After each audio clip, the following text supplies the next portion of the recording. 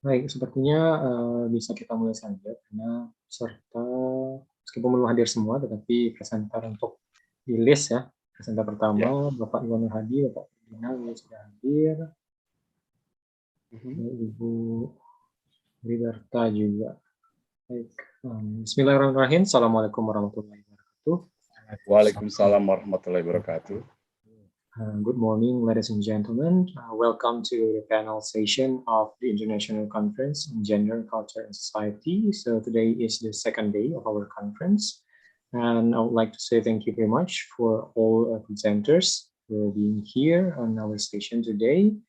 And I would like to introduce myself. My name is Rifki, and I will be acting as a session moderator. And I am from International Relations Department, Universitas Andalas. So before I invite our first presenter, I would like to announce some regulations related to our session.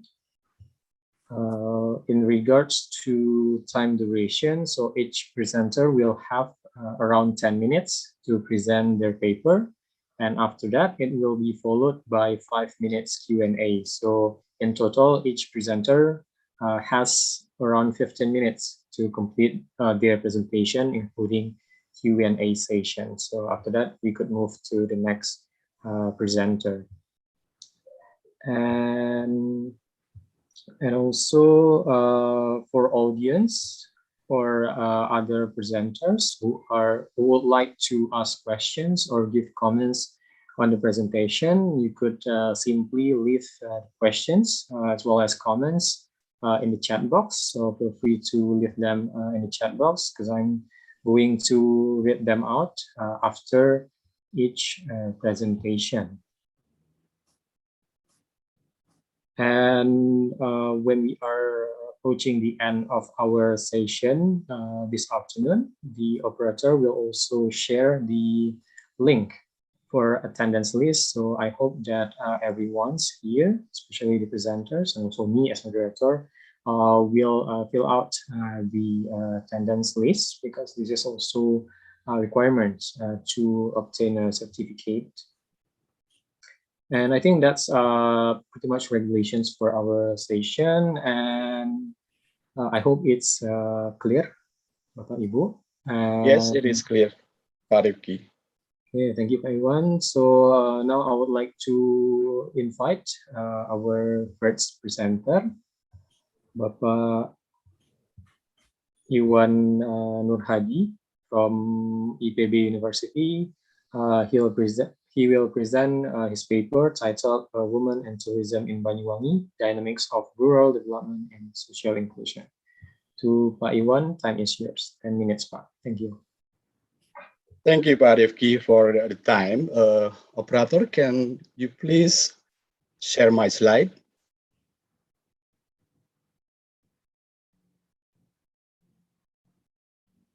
Operator.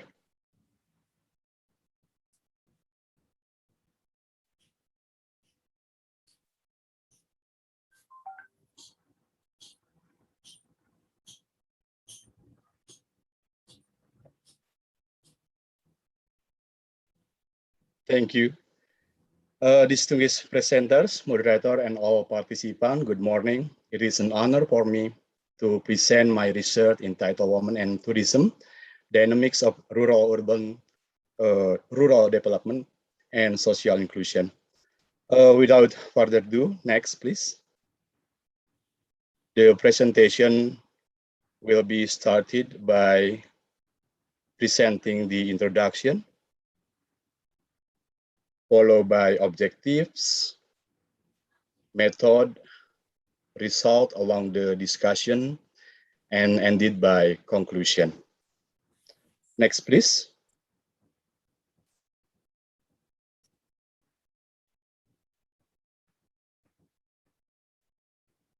Next slide, please.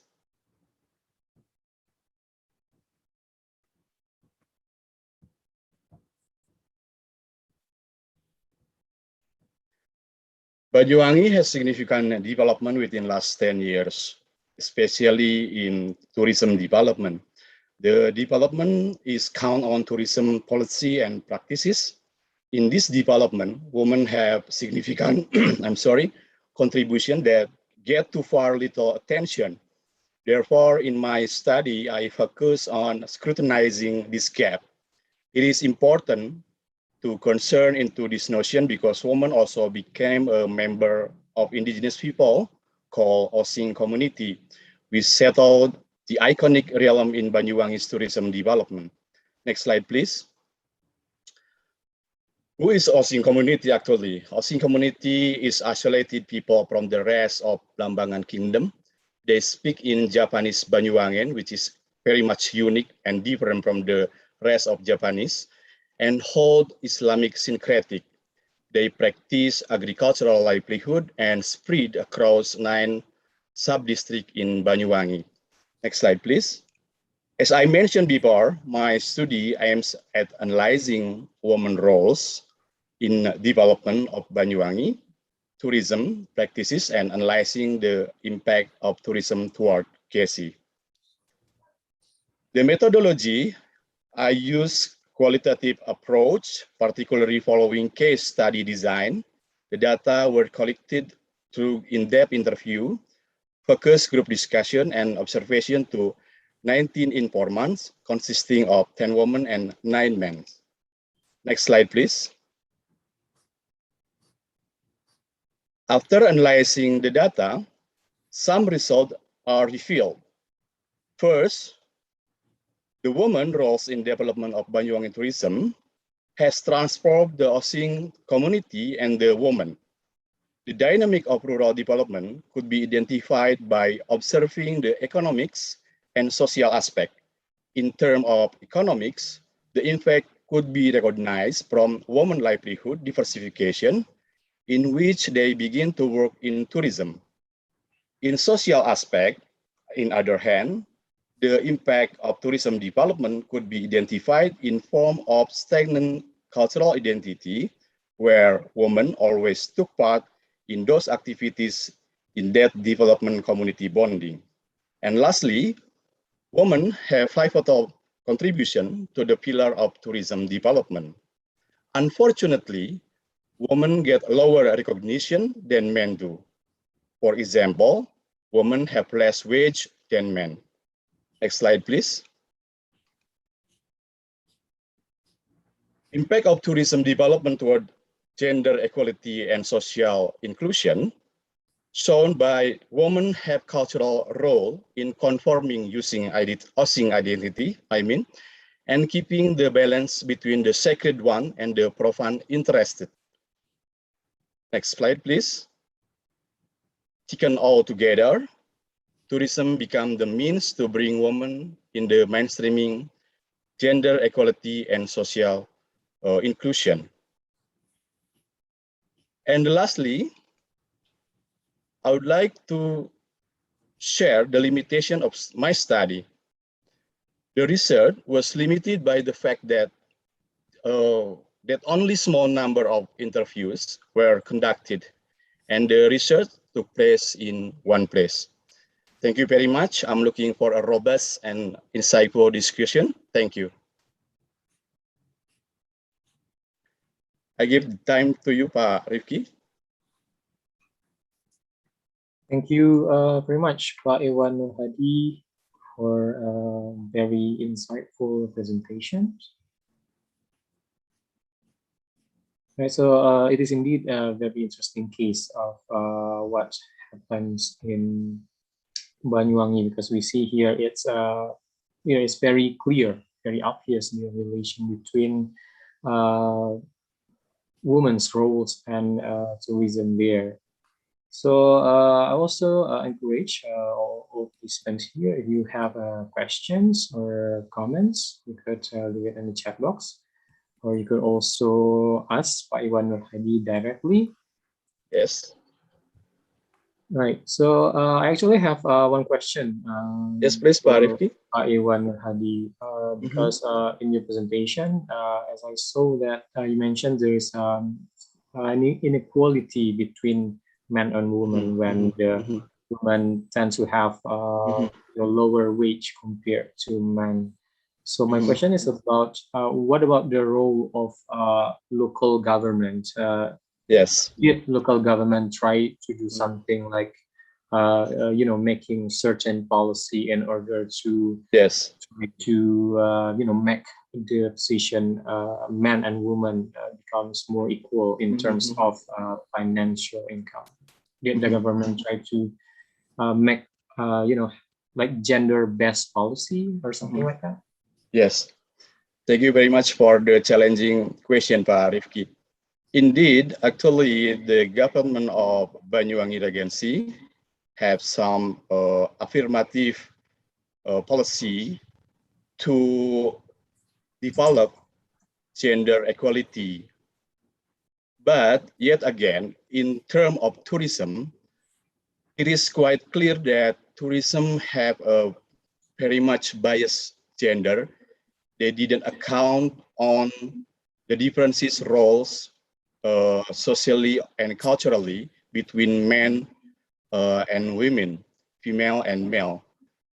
Fortunately, in terms of Osing community, they have several significant norms that strengthen their practice, their way of thinking, their blueprint of life, so that even there are no significant policy regarding to gender issues, but in terms of strengthened identity, it is quite clear that tourism has a strong impact to maintain gender equality in terms of division of labor, for example, and the opportunity to build up small and medium enterprise for women and women and men equally.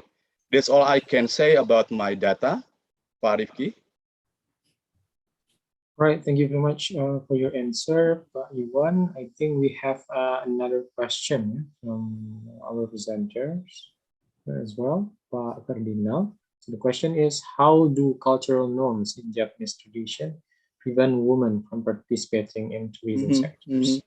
Because like you explained in the presentation that, cultural norms, values plays a significant role in this sector. So yeah, what about these cultural norms? Very clear question. Thank you very much, Pak Ferdinand, for the question. This is also challenging for me. But first of all, I would like to give you an information that Banyuwangi, with such a characteristic of sociocultural, quite different to Central Java or East Java, the rest of East Java. The fact that there are more equal, more outspoken than others, make the position of men and women are equal, so that no boundaries. I think in terms of cultural and norm building in Osing community, they have a quite long history as the let me say the place that every culture meet, from Balinese, from Javanese, even from the Bugis and so on and so on. So what we can see from the actual field research is men and women placed in equal position. That's all I can say, Pak Ferdinand. Thank you. Thank you.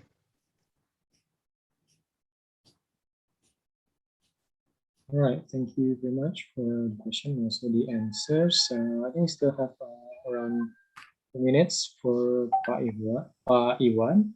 So if a member of audience still have questions or maybe you would like to give comments on the presentations, please feel free to do so. My senior, Pak Jendrius, also in this room, I think. Yes, Pak Jendrius, welcome, Pak regards from Malang, Pak Jendrius. Pak Iwan. Yeah.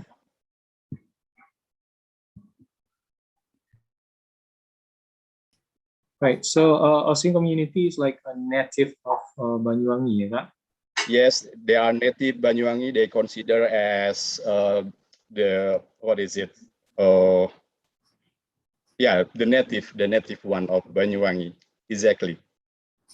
Okay, so is there any like challenge for their way of life, because you know that globalization is sometimes become Mm-hmm. like a threat toward local culture, because Mm-hmm. me myself, I have a background in international relations, and we also see Yes. like the impact of globalization. Sometimes it could be Mm-hmm. it could bring positive impact toward the local Mm-hmm. community, but sometimes it also could become like a threat toward local culture. Do you also see something like this happens toward Yes. Muslim Mm-hmm. Mm-hmm. community? As we understand, tourism itself represents globalization in macro level, Pak Rifki. So I think the people of Osing and Banyuwangi, in a general term, they are in still honeymoon time in terms of engaging with tourism. I also predict if they're didn't aware, if they don't aware about, let me say, their uniqueness, their sacred norm, and any aspect of art performance, for example, I think they will become the second Bali, which is, I think, it will be kind of social disaster for us if we didn't could maintain those kind of situation. That is why the government, I think, they should very much aware for this kind of situation and giving more space, economical and social space for the local people in terms of opportunity to bring their self. So the goals to building social inclusion will be uh, developed, as well as their economic income.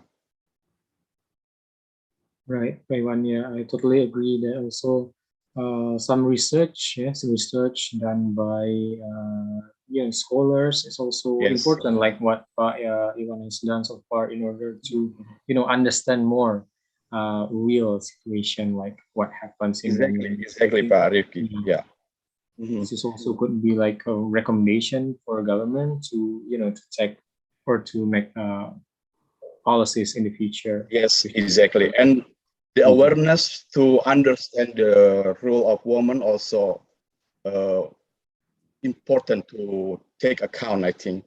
So not only for, let me say, men only, but also female could contribute more to be more just, to be more equal, to be more prosperous. Right. Agree. Okay, thank you very much, Pak Iwan. Yeah, I think My pleasure, we Pak Rifki.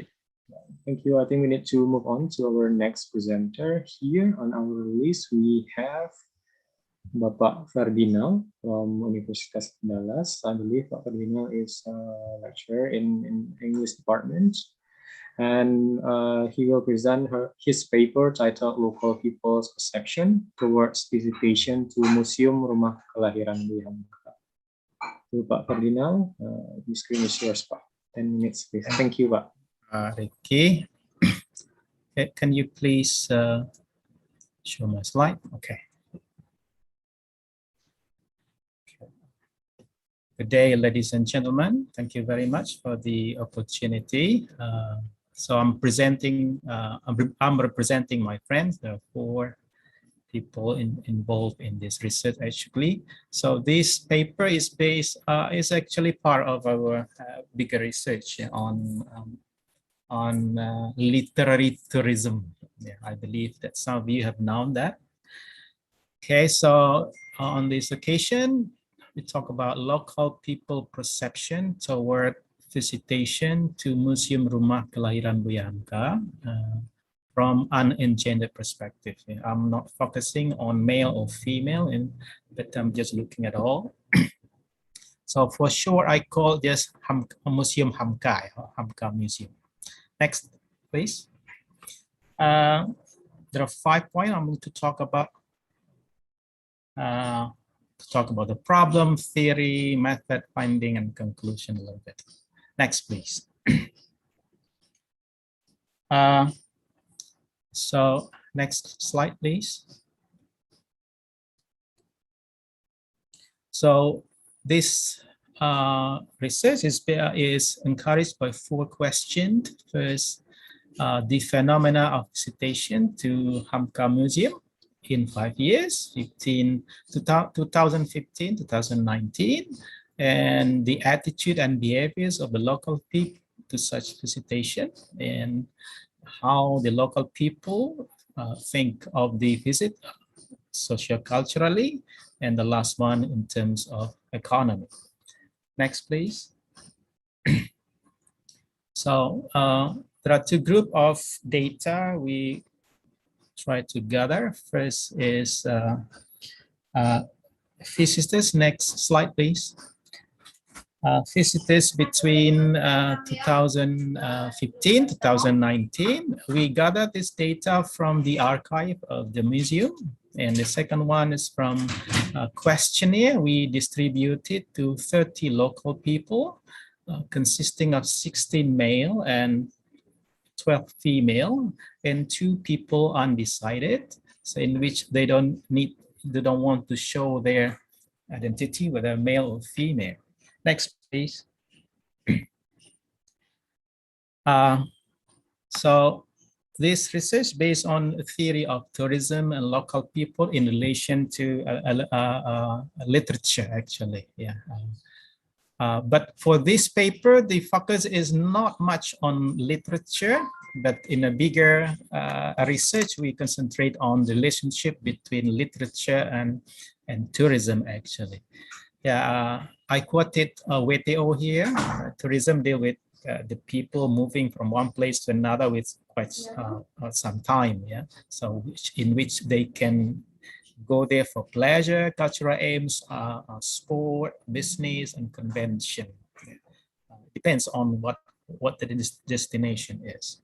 So when they come to that place, so they face some problem with the local people, in which the local people can accept them, can refuse them. Okay, so including the development of destination is also important in terms of the eyes of the local people. Why? Because they play an important role in development of such destination. And so there is a,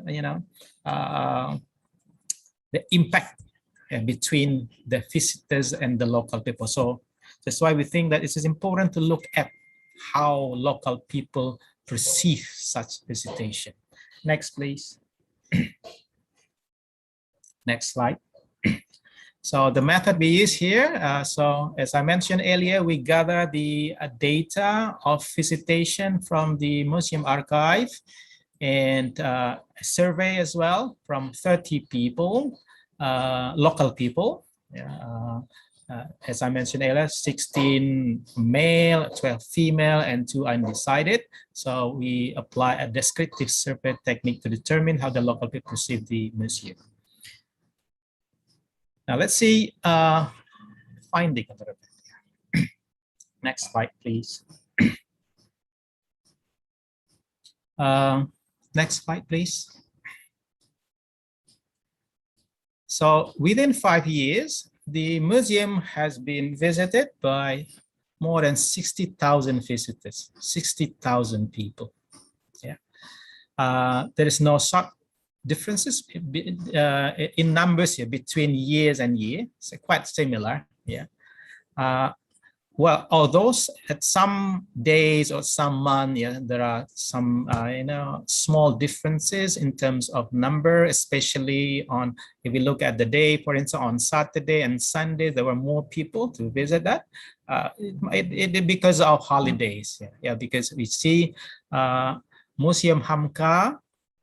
As I mentioned earlier, Museum Hamka is considered as cultural destination.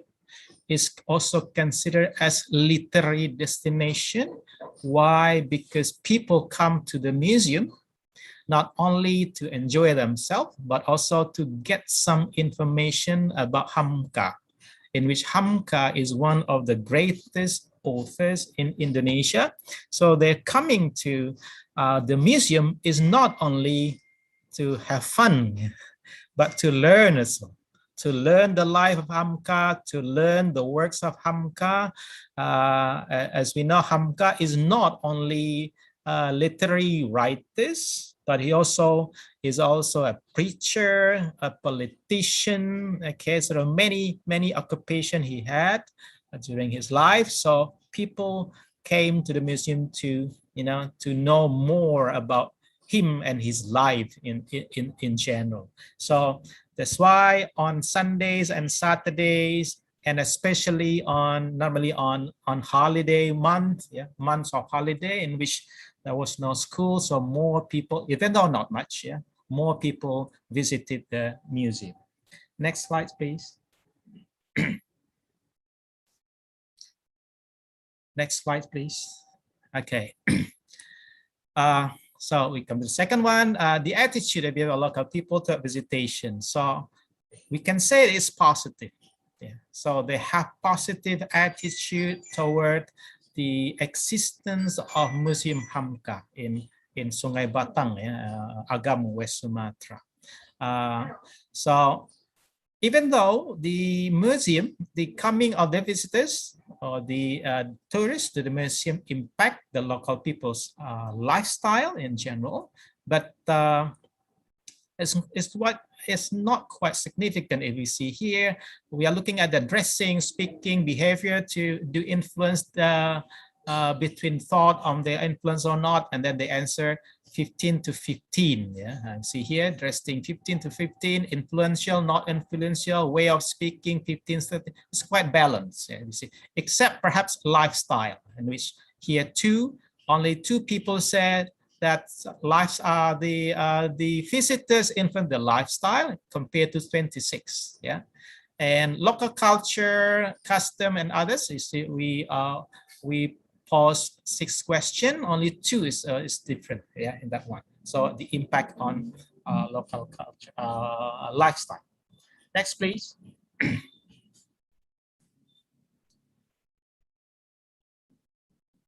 Next slide, please. Okay. And then for the third question, okay, how do they react to the visitation socioculturally? Okay, so most of the local people participate within the management of the activities. Now, why? Because some of them, were part of the big family of Hamka.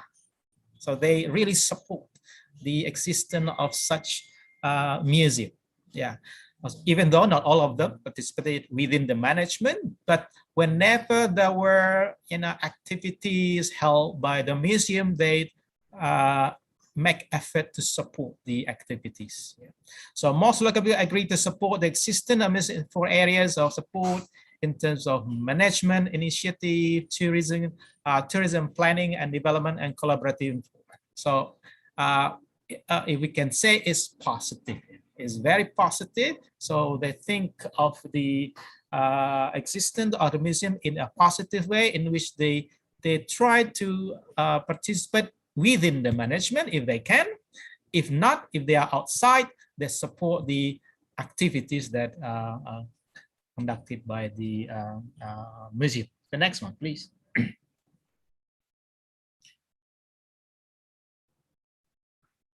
Okay. So why they support? Because the museum offers chances for people to grow their local economy. As Pak Iwan mentioned earlier in Banyuwangi, it's interesting because I believe mostly people support the existence of the tourism because it's economically beneficial for them. So because the existence of Hamka Museum is beneficial for them in terms of economy, they support it, even though there are some aspects, as mentioned, lifestyle earlier, in which the visitors give impact to the lifestyle, but as the tend to neglect something like that, even though it's important, but well, it's just small. Okay, there are more things that we can consider, especially in terms of economy. Next one, please.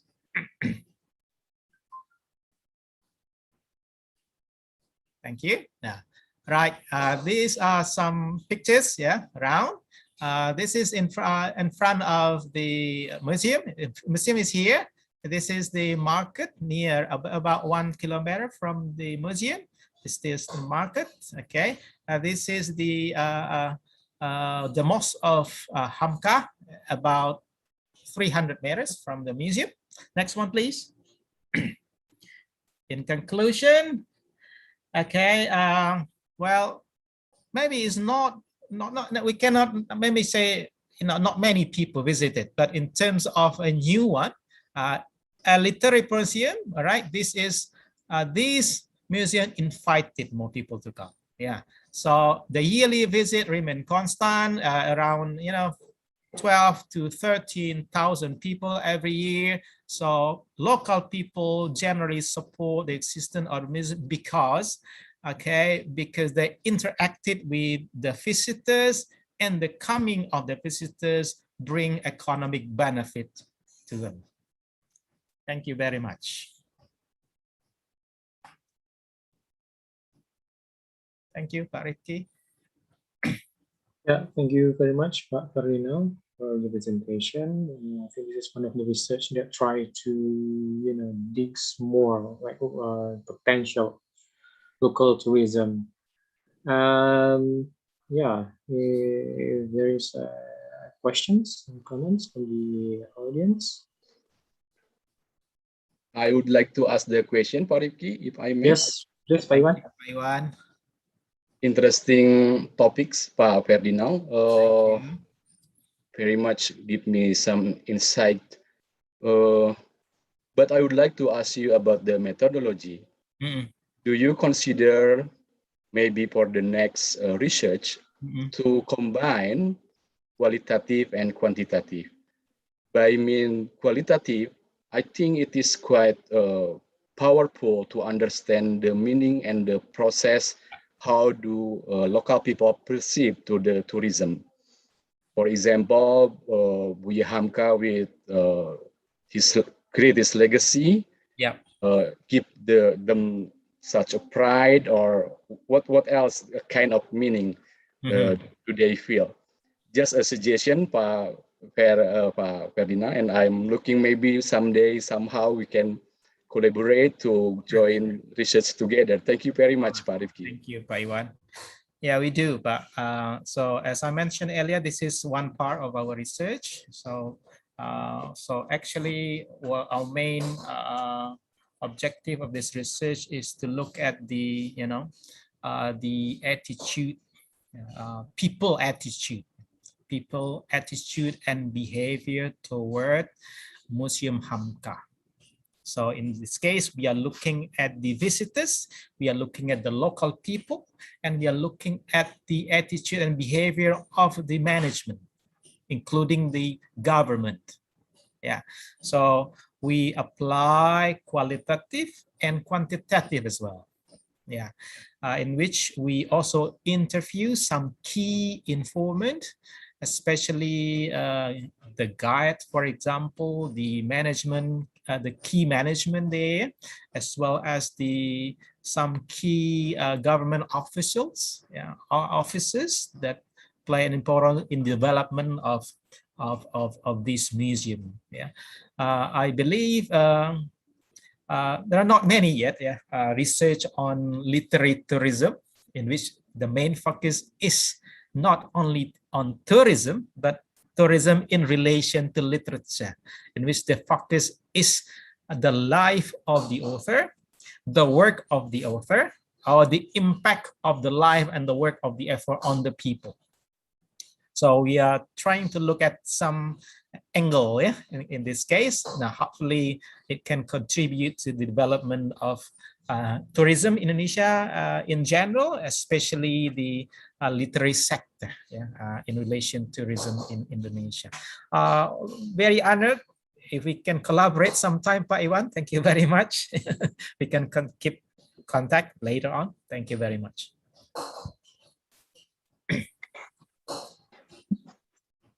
Excuse me, may I ask some questions? Sure, Bu Sri.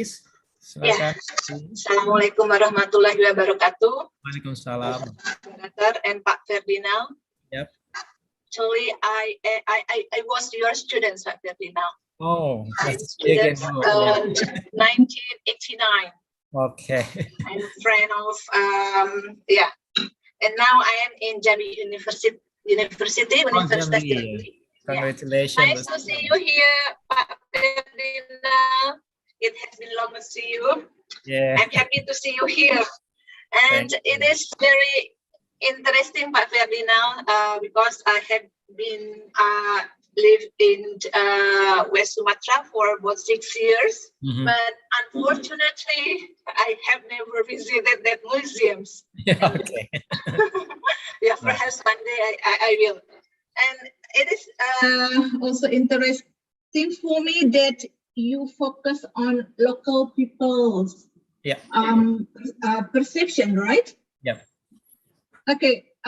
It's come into my mind. Why don't you also try to arise the issue with the foreign tourists instead of just local people? Yeah. Perhaps you have some reasons. Okay, thank you, Bu Sri. This is a long time ago, yeah. Yeah, long time ago. All right, as I mentioned earlier, our biggest topic is the people perception. People. So people here we include local people and visitors themselves. Visitors might be foreigners, might be locals, might be national tourists. Okay, national, international, and local tourists. So we are looking at them. But the problem is we are limited by some problem because we cannot go there every day. So we don't know when foreign tourists came to visit. So what we can see is just from the archive. Unfortunately, the archive does not mention where they come from, but we can see from the the guest book, right? Some are from Malaysia, some are from Singapore, and some are from other countries in Asia especially, right? But not many, but there are some, yeah, because from Malaysia regularly, not regularly, often, because we don't know when, because they come normally by travel agent. So if the travel agent can arrange them to come, they come, but we don't know when. Yeah, because there is no connection between the museum and the travel agent, so we cannot, we cannot detect. If we can detect, perhaps we can come on that day and get some information from the tourists from Malaysia. Yeah, we do include, but not especially, mentioning where they come from, but they were tourists, yeah, or foreign tourists mostly. Thank you very much. Welcome, Pak Ferdinand. Thank you very much for the question. And also, I think we still have another question, but unfortunately, due to time constraint, I think we need to move on to our next speaker. I also personally have questions for Ferdinand, because I believe that literary tourism is also something interesting. If we could try to compare what other countries have, like literary tourism, I think they also have like in the United Kingdom, in the birthplace of Shakespeare in Stratford-upon-Avon, they also have developed a museum that becomes like a tourism destination from all over the world. And I believe that in the United States, Ferdinand also probably have a lot of experience there. Yeah, maybe there are a lot of literary tourisms over there in the US. Thank you very much. Thank you, everyone. Now let's move on to the next presenter. We have Ibu Ruth Stella Tay here from Universitas Mataram. She will present her paper titled Participation of Sumbawanis Women in Cattle Fattening. To Ibu Ruth, the time is yours, Bu. Thank you. Thank you very much for the opportunity. Now I'm going to present our paper on behalf of our team, Hermansyah and Muhammad Takyudin. We are from Women Study Center, Mataram University. The title of our presentation now, participation of Sumbawanese women in cattle fattening. For the introduction, it is commonly believed that women play an important role in livestock sector to the support household livelihood. In many places, the extent of role and contribution of women have been proved to make beef cattle development program successful at the farmer level. Beef cattle development at the farmer level has not considerably involved women as working partner of men, whereas their roles in the beef cattle farms are quite important. This can be seen from the observation in some production center of beef cattle in Sumbawa Islands, West Nusa Tenggara. Traditionally, Sumbawanese women have very little involvement in all aspects of cattle production. Women participation is low because culturally, they are not encouraged to be involved in cattle production. Cattle are mostly on free grazing, so difficult for women to participate. Traditional fattening system normally rely on grasses that farmers have to collect from distant location. Next, please.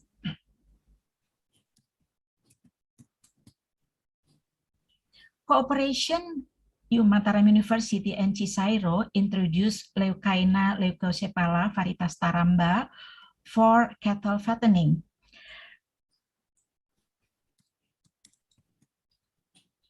After the program has been running for 3 years, an assessment on women participation in cattle fattening was carried out. It is necessary to research about the extent of Sumbawanese women contribution in beef cattle activities in Sumbawa district. Research is needed to find out factors that lead to involvement of women as working partner in cattle farming activities. Next, please.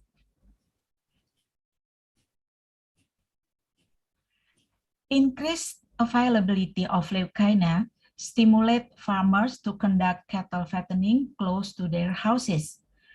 After the program has been running for 3 years, an assessment on women participation in cattle fattening was carried out.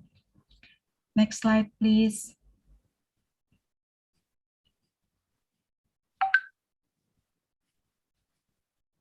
Next, please. Yeah.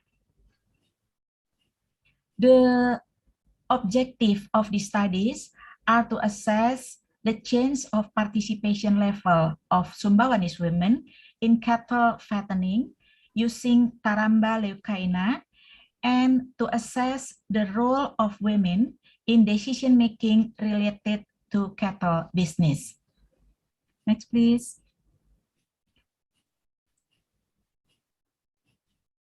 Research method. Research to understand the involvement of women in beef cattle activities was conducted in August 2019 to evaluate the impact of the intervention on women participation. The study involving 20 women participate in cattle farming activities. Next, please. This research was conducted in 2 places that are the main location of ARISA research, Sumbawa Regency and West Sumbawa Regency. The study involving 20 women participating in cattle fattening activities. The study was conducted by focus group discussion and in-depth interview. Next, please.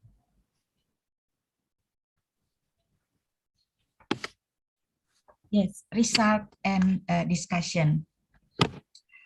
All female participants of FGD, either located in Sumbawa Regency and in West Sumbawa Regency, doing farming business in agriculture planting. The intervention stimulate farmers to plant leucaena on their own lands. Farmers are also stimulated to fatten cattle in pens near their houses. Distance of leucaena plantation to farmer house is relatively close. The short distance encourage women to cut and carry leucaena forages. Some women use motorbike to cut and carry forages from longer distance. Next slide, please.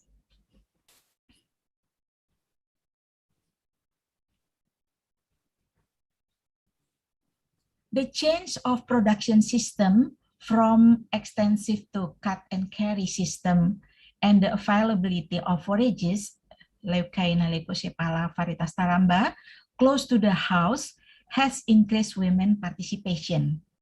About 87.5% of Sumbawanese women and 63% of West Sumbawanese women involved in the training and participate in planting and management of Leucaena leucocephala varietas taramba.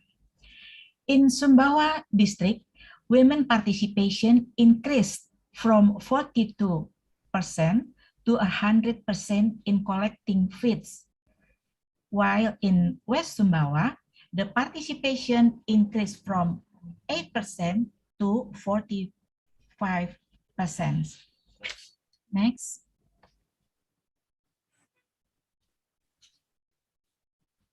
Yeah, this picture show that one of our FGD participant, Mrs. Aprianti, is harvesting leucaena near from her house. Next, please.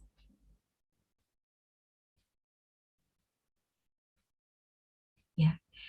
In general, women in Sumbawa enjoy all activity related to cow raising, but the most fun activity is cow feeding activities. They said, if the cow is fed, we are fed too. We are happy if the cow eat a lot, but we feel sad when cows don't want to eat. The next slide. Yeah, this picture, we can see Mrs. Aprianti is feeding leucaena to cattle. It's easy for women to participate in cattle fattening. Next, please. Yeah, this graph, we can see the increase of participation of women in harvesting leucaena.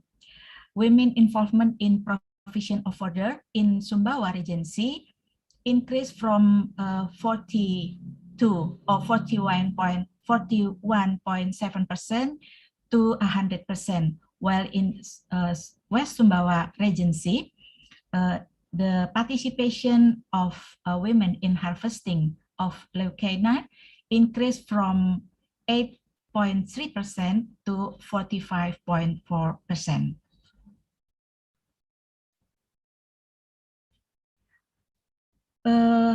Women involvement in providing feed, water, and housing increased both in Sumbawa and West Sumbawa. In Sumbawa, Sumbawanese women involved in providing feed, watering, and housing from 17% to 100%, and in Sumbawanese, and in West Sumbawa Regency, the participation of women in feeding, watering, and housing increased from 8.3 to 72%. Next.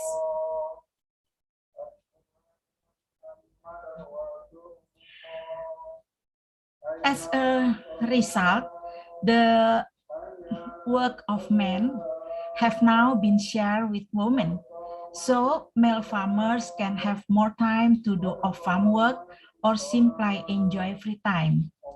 The increase in participation of Sumbawanese and West Sumbawanese women was also due to the facilitated cross visit to Balinese village, where many women independently work on the cattle fattening business. Yes, the next slide.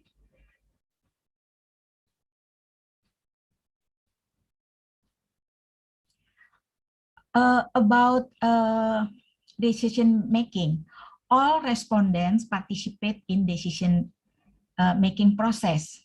The decision include time to sell cattle, selling price, and use of money from selling cattle. In terms of decision making, women participate in negotiation to make decisions because women are already involved in participate in cattle raising activities. Yeah, conclusion. Planting leucaena on own land and fattening cattle on backyard increases women participation in forage planting, harvest, and cattle feeding. The close proximity with the cattle stimulates women to play more roles in feeding cattle, provide drinking water, and cleaning pens. Increased involvement in cattle business improves women's role in making decisions on when to sell cattle, selling price, and how to use the money. Thank you very much.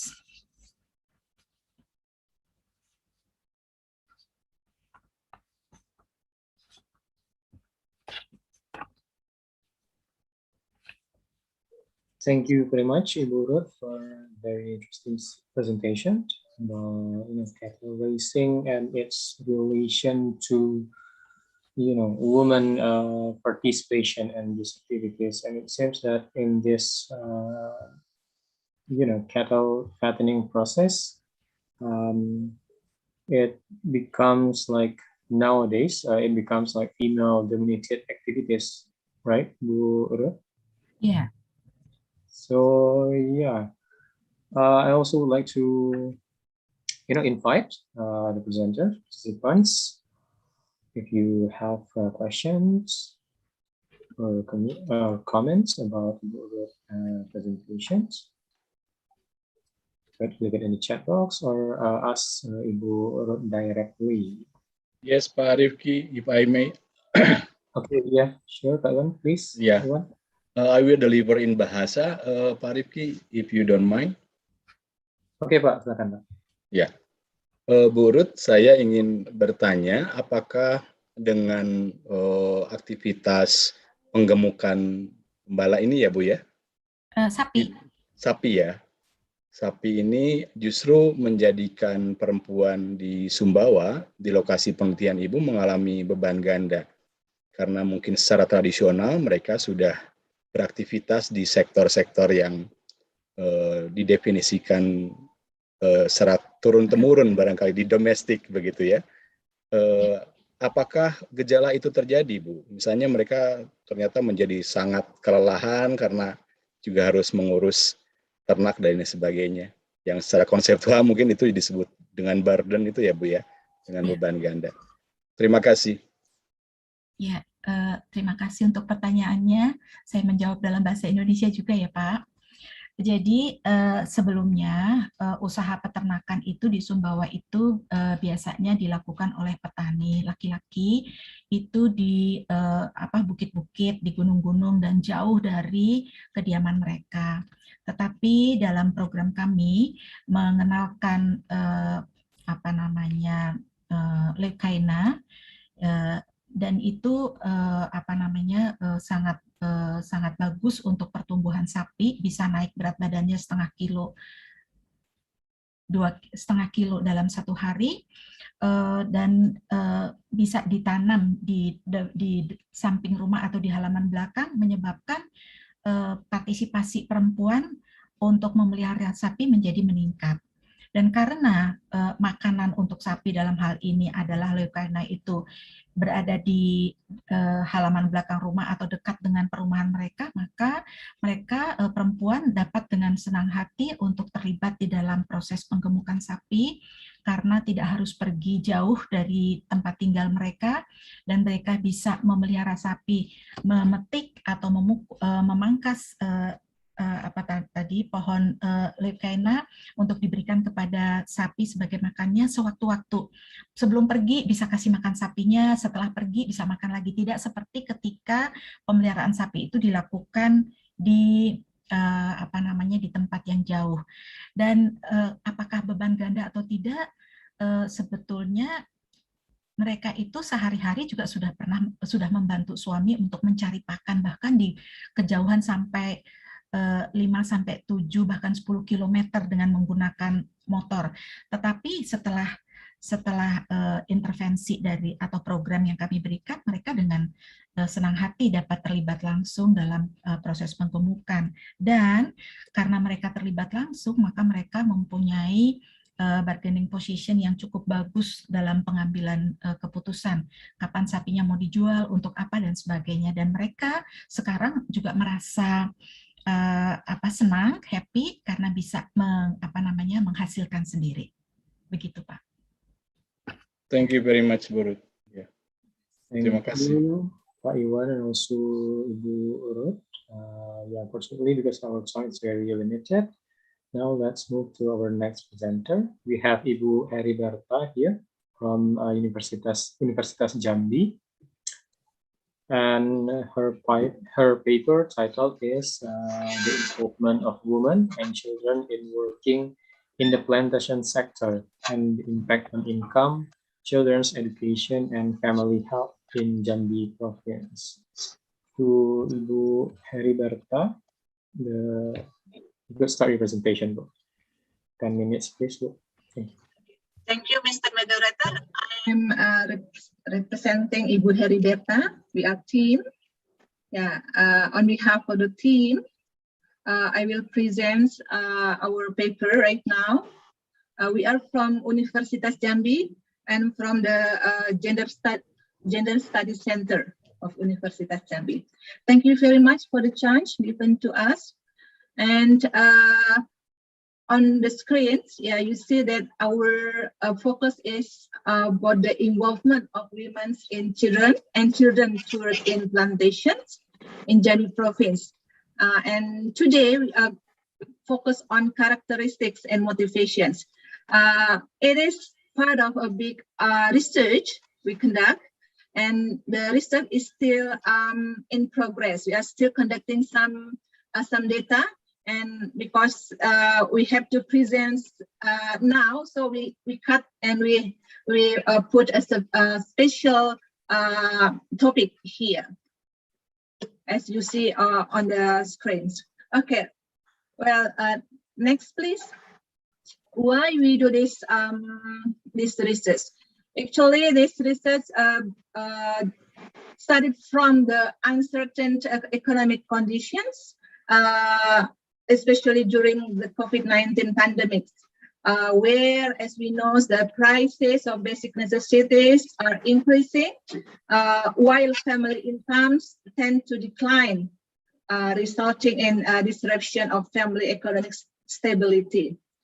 And this condition encourages women, especially housewives, to not only engage in the domestic household sectors or domestic sectors, but also participate in supporting the family economy by working in rubber plantations, such as tapping rubber, extracting fats around rubber trees, providing fertilizer, and coconut plantations, such as we call mendodos, and picking palm seeds, spraying and fertilizing. And then next, please. As we know that as many as 1.14 women out of a total of 981 heads of households, meaning that all housewives our wives and adult daughters work on both rubber and oil palm plantation. Yeah, we focus on rubber and oil palm plantation. And the involvement of children, both boys and girls, have become a tradition for Indonesians. If the mother female works, it is certain that the children will help. And this is also in line with what was proven by Yonto and Manurung, that say that the children choose to work to help their parents to make money and prove that children's involvement in economic activities in the formal sectors. And then we arrive at the formulation of the problems. Judging from the backgrounds, we have two problems here. The first is what are the characteristics of women and children who work in plantations, and then what are the factors behind the decision of women and children to work in plantation. In this term, we deal with the motivations. Okay, next please. And it is based on also from the previous studies, we reviewed that the phenomenon, the child labor arises because of poverty from the family. For families, encourage children to work for additional income or as a way to survive. And another one from Hadius, 2004, shows that poverty is one of the drivers of children working in the labor market because parents urge the children to work and generate household income. And the third studies that also inspiring us is about Sumiati, who mentioned that not all poor people let the children work in the labor market. That means that there are another factors like social, cultural, and demographic factors that influence the children's works in the labor market. And then often in the culture of society that require girls to work at home, and in addition that poverty can threaten the family and the peace of the nation. These are the study that as the background of this study. And then please, next. Next, please. Yeah, talking about the methodology. Yeah, because it is part of a big study. In this topic, we use qualitative. Yeah, so we just describe whatever we got from the field, and then in this place, yeah, there is a site. This the sites of the research is one of the regency in Jambi province that's called Ladang Peris. It is in Batanghari Regency. And in this study we conducted in 4 villages we call Dusun. Yeah, there are four Dusun here, and then in which in this Desa Ladang Peris there are rubber and oil palm plantations in which the women and children spend the times to earn money. Okay, this is the site, and it is only a small part of Jambi province, and it is located in one of the regency near to Jambi city, not far from Jambi city. It is about not more than 1 hour by car from Jambi city. Okay, next, please. And the participants, yeah, we check on the view participants to rise in this presentations. Yeah, we focus on 4 clusters. There are 4 clusters here. We have women who works in rubber plantations, and who works in oil palm plantation, in which there are several differences between these plantations, and also the children who work in rubber plantation and also in oil plantations. And yeah, for the women staff, we have married and unmarried women, meaning that we, besides married or widow, we also young women, yeah, meaning that unmarried women. Okay, next, please. And we do collect the data by having observations. Yeah, before the direct observation method, we carried out through the observing the symptoms according to the reality. Before we do the real research, we did observations to the site, and then we're presenting directly the nature of the relationship between researchers and participants, who are more sensitive and more adaptable to many factors that underlie the decision of women and children, in this case boys and girls, work in rubber and oil palm plantation. And besides the observation, we also do the in-depth interview in which we have interview the participants in form of dialogues conducted by researchers to research participants. And the dialogue we conducted to find more in-depth information about the problem we are going to find the answer. Okay, next slide, please.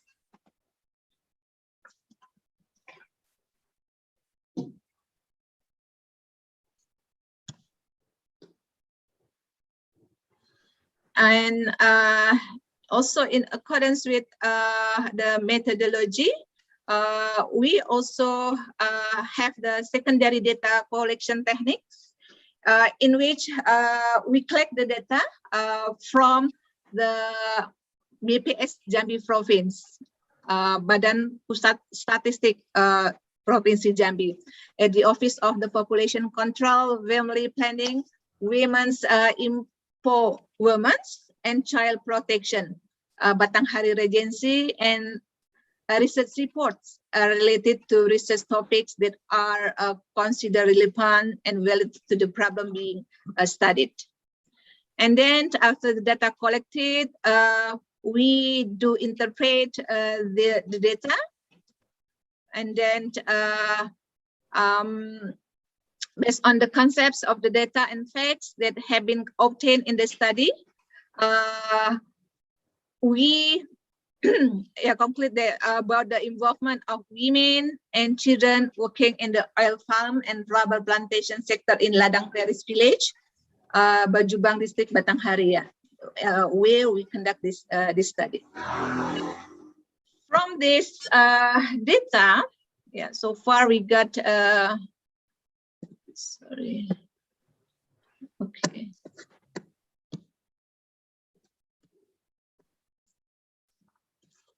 We've found that as we mentioned before, that the research conducted or carried out in oil palm and rubber plantation in Ladang Peris, it is part of Regency, Batanghari Regency in Jambi Province, and the distance between Ladang Peris village and the capital city, it's about 1.5 kilometers and 17 kilometers and from Jambi city.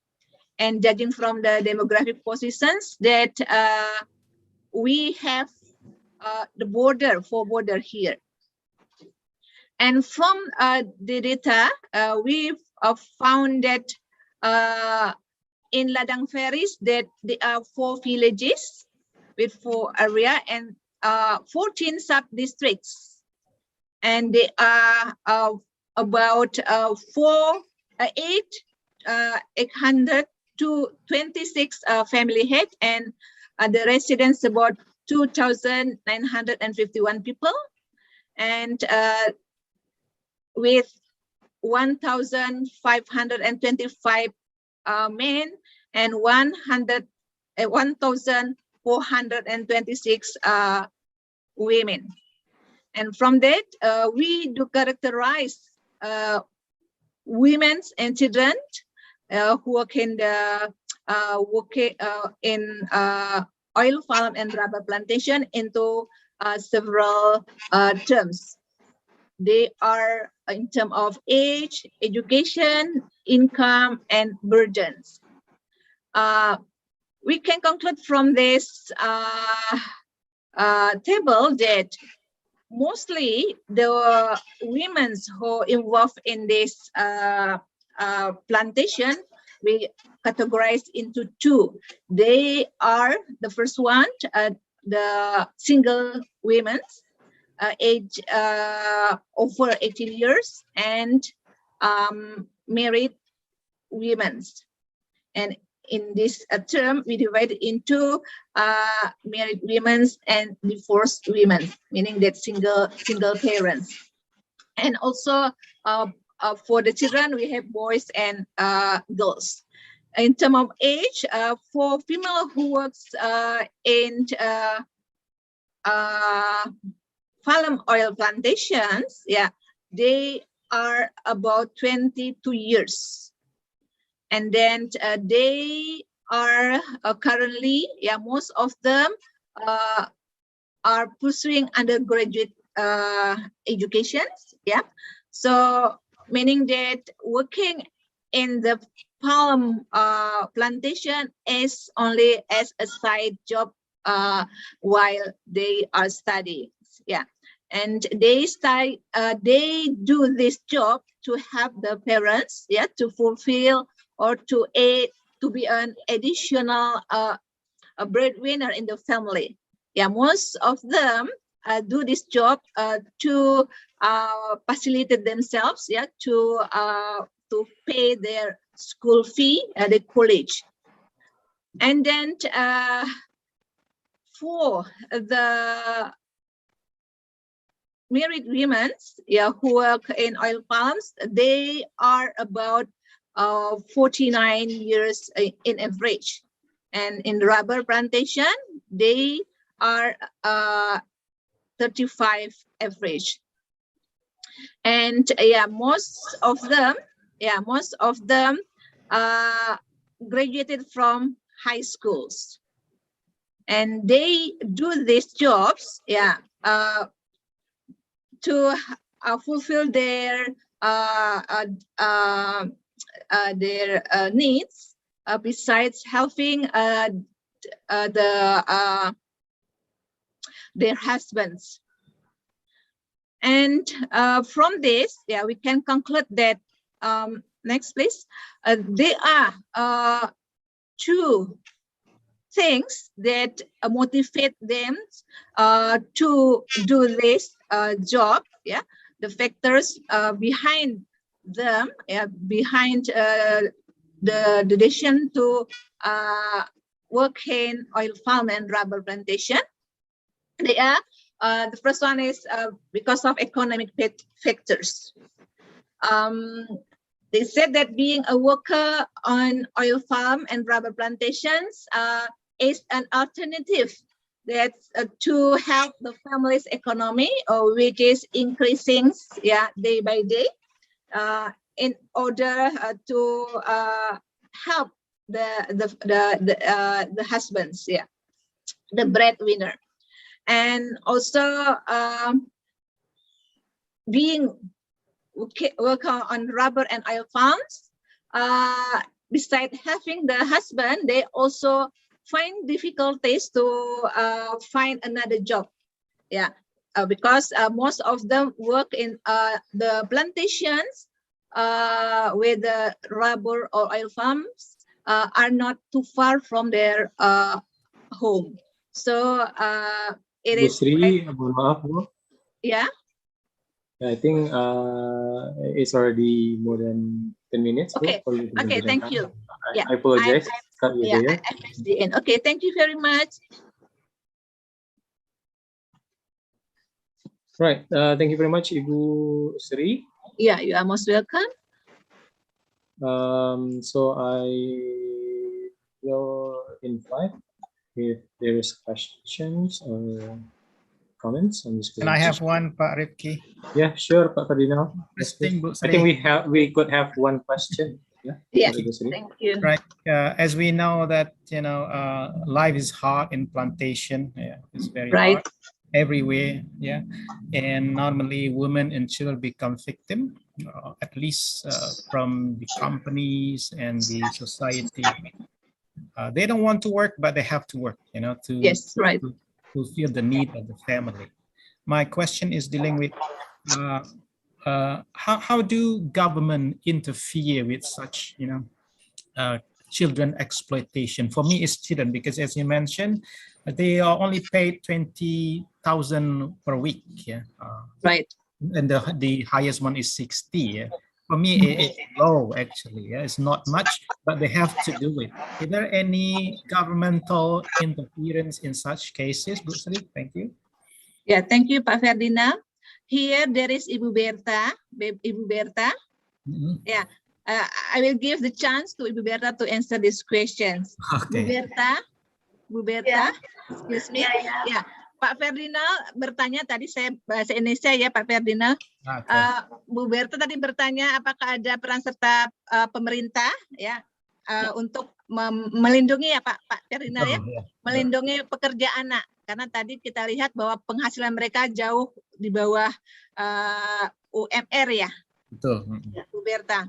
Ya, terima kasih Pak. Pakai bahasa Indonesia Pak ya, biar lancar jawabannya. Ya Pak, jadi kalau sebenarnya peraturan pemerintah itu ada karena di dalam Undang-Undang nomor 13 tahun 2003 itu kan sudah jelas bahwa anak-anak itu dikatakan 18 tahun. Artinya apa? Anak-anak kan tidak boleh mereka bekerja dan artinya dia sekolah itu kan harus sampai 18 tahun. Hanya sangat disayangkan memang BPS kita itu kan membuat undang-undang yang namanya peraturan anak-anak itu usia di bawah 15 tahun, Bapak. Nah, ini mungkin yang perlu kita sejajarkan, Pak ya, peraturan daripada pemerintah itu harus jelas gitu. Seperti itu, Bapak. Jadi kemudian juga kami berkeinginan bagaimana dengan kan peraturan pusat itu kan bisa diturunkan ke peraturan pemerintah daerah. Itu Pak yang keinginan saya membuat policy di bawah. Oke. Terima kasih Bapak, demikian. Terima kasih Bu, selamat. Ya. Thank you. Terima kasih Pak Ferdinand, you're welcome. Thank you very much, Ibu Sri, Pak Ferdinand, and Ibu Heriberta. I think we still have another participant on the list. So let me have a look here. There should be the opportunity for Ibu Yuliana, but I think Ibu Yuliana is not here. So maybe we could just jump up to the conclusion of our session today. And before we end our session, I would like to remind all presenters here that the committee already shared the link for the attendance list. So please do fill out the form, because this is also requirement to obtain the certificate as presenter for this conference. So yeah, please fill out open the link and fill out the form. That's on the presentations today. I am so delighted to see a very engaging discussion from all presenters, and yeah, thank you very much for all wonderful presenters who have given us so many insights on many various topics. As you can see from the very first presenter, is talking about tourism from the perspective of gender, and also literary tourism, and also the role of women in cattle racing, and also works of women and children in rubber plantation. And I think this has also become a proof that many multidisciplinary research and interdisciplinary research are highly encouraged because one sector is closely related to the other sectors like gender. It's also related to tourism, to literary studies, to economic development. So I also hope that this conference could be a platform of collaboration for all participants. And once again, I would like to say thank you very much for all presenters and also the committee who have helped us to make sure that these events are running very well. And I think that's the end of our session today. Thank you very much, Bapak Ibu. Assalamualaikum. Thank you, Pak Rifki. Ferdinand. Moderator, saya juga mau menginformasikan bahwa closing ceremony akan dilakukan nanti jam 3:15 dan saya mengharapkan kehadiran Bapak Ibu juga untuk di closing ceremony. Dan untuk terakhir saya mau ambil dokumentasi dulu Bapak Ibu semuanya. Oke, silakan. Boleh di-share nanti Mbak Yoni ya. Ya Bapak, terima kasih banyak Bapak, moderator juga Ibu semuanya. Terima kasih Pak Rifki. Terima kasih. Ya, sama-sama Bapak. Moderatornya keren. Terima kasih Pak Ferdinand. Pak Ferdinand, terima Semoga sehat kasih. selalu. Yoni. Terima kasih Pak Ferdinand, ya Pak Iwan. Pak Ferdinand, semoga sami-sami. bisa ketemu di UNAN ya Pak. Ya, Ibu. Iya. Kangen sama kampus UNAN. Monggo. Saya pamit dulu. Iya, terima kasih. Terima kasih. Izin pamit. Terima kasih. Iya. Izin live. Ibu.